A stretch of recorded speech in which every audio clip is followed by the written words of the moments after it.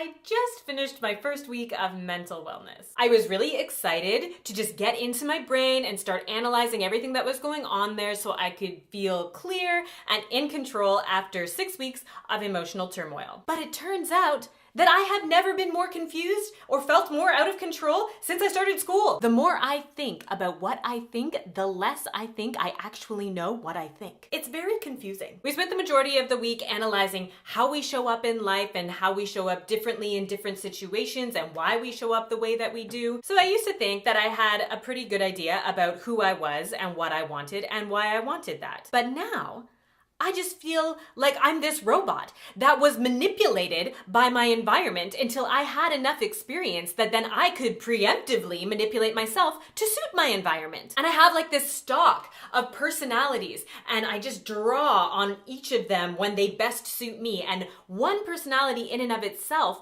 is never fully representative of my authentic self because in fact, I am a summation of all of these different personalities that I know I have and also ones that I don't even know that I have. Because apparently, discovering all the different slices of your personality is a lifelong process. So I don't even know if it's possible to show up as my authentic self, which sucks because all I really want is to be able to understand my authentic self and then be able to show up with her in any given situation. And yet now what we're learning is I'm going to continuously unfold my personality and all these other personalities underneath my personalities that I don't even know yet exist until I die. It's really confusing and kind of annoying. The more I think about who I am, the less I feel I actually know who I am. Or what that even means. For example, do I want to be a sex, love, and relationship counselor because I genuinely want to help people and that is my calling in life? Or is it because this is an area of my life that I struggled with for so long that I have now become obsessed with it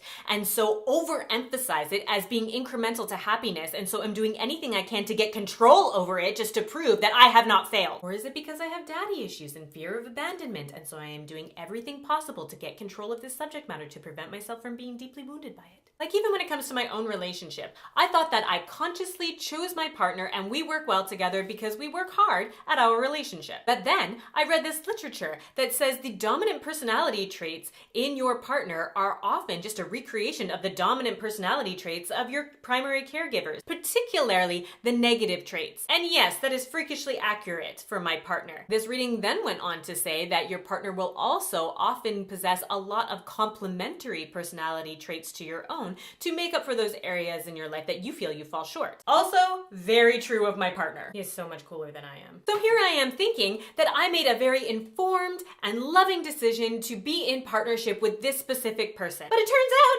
that this person could just be in my life because my subconscious chose them to fulfill unresolved issues that I have with my parents and boost my ego so that I can live vicariously through the personality traits that he has that I don't. What is that? My head actually hurts. So in sum, I am in over-analyzing hell, but it's okay. Because apparently over the coming weeks, we are going to learn a lot of theories and methodologies that we can use to work with our limiting beliefs and gain more control over our thoughts and behaviors. And I really hope that that's true because if not, my head might explode. So I guess the little lesson with a touch of insight for today is do not overanalyze who you are or what your purpose is or what you think or why you think what you think when you think it unless you are under the supervision of a trained professional or at least a very patient friend who can help you deal with the mental tempest that will ensue. Hopefully by next week, I will be in the eye of the storm and there will be at least a little bit more room for some clear and relevant communication.